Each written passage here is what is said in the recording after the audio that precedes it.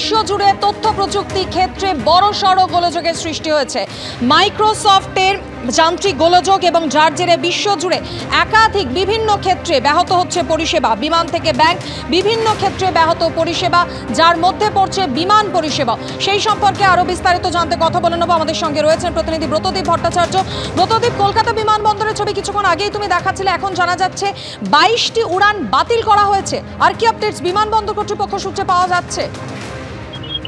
দেখো, গোটা বিশ্ব জুড়ে যে প্রভাব পড়েছে বিমান পরিষেবায়, তার আজ কিন্তু কলকাতাতেও এসে পড়েছে। কলকাতায় সমস্ত বিমানের প্রভাব না পড়লেও 3টি বিমান সংস্থার বিমানে কিন্তু এর প্রভাব যথেষ্টই পড়েছে। স্পাইসজেট, ইন্ডিগো এবং আকাশ এয়ার, এই 3টি বিমান সংস্থা মাইক্রোসফটের এই ক্লাউড বেসড যে প্ল্যাটফর্ম, সেই প্ল্যাটফর্ম ব্যবহার করতো তাদের অনলাইন সমস্ত কর্মকাণ্ডের জন্য। এবং এই অনলাইন কর্মকাণ্ডের মধ্যে যেমন ওয়েব চেক ইন পড়ে, তার সঙ্গে টিকিট বুকিং, এই সমস্ত কাজগুলি রয়েছে এবং সমস্ত কাজই কিন্তু বিপর্যস্ত।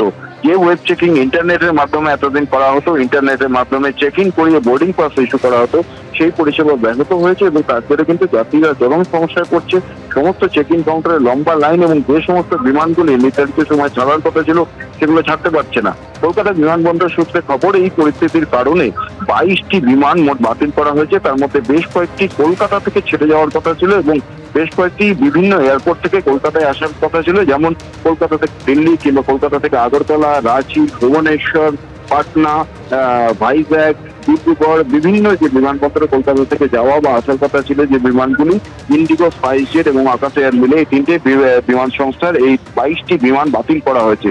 শুধু এই 22টি বিমান বাতিলই নয়, বাদবাকি যে বিমানগুলি চলছে সেগুলো তাদের নির্ধারিত সময় থেকে অনেকটাই দেরিতে চলছে, অর্থাৎ ডিলে।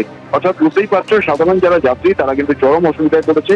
যদিও সিভিল এভিয়েশন মিনিস্টার সমস্ত বিমানবন্দর কর্তৃপক্ষকে নির্দেশ দিচ্ছে যে যেই সমস্ত যাত্রীরা বিমানবন্দরে এই বিভ্রাটের কারণে আটকে রয়েছেন তাদের যাতে কোনো সমস্যা না হয়, জল খাবার পর্যাপ্ত পরিমাণে যাতে রাখা হয় এবং তাদের বিশ্রাম নেওয়ার জন্য যাতে ব্যবস্থা করা হয় এবং দ্রুত সমস্ত বিমানবন্দর কর্তৃপক্ষ এয়ারলাইন্সগুলির সাথে কথা বলে এই সমস্যার নিরসনের চেষ্টা যাতে করে।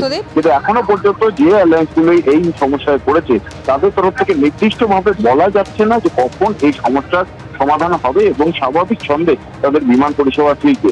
অর্থাৎ বুঝতেই পারছো, চরম হয়রানির শিকার হচ্ছে যাত্রীরা।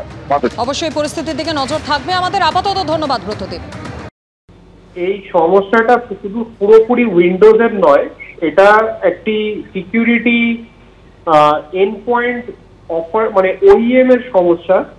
মানে বেসিক্যালি এটা ক্রাউডস্ট্রাইক বলে একটি সফটওয়্যার আছে, এই সফটওয়্যারটা যদি উইন্ডোজের ইনস্টল করা থাকে তাহলে সেই উইন্ডোজগুলোই প্রবলেম হচ্ছে, সমস্ত উইন্ডোজে প্রবলেম হচ্ছে না।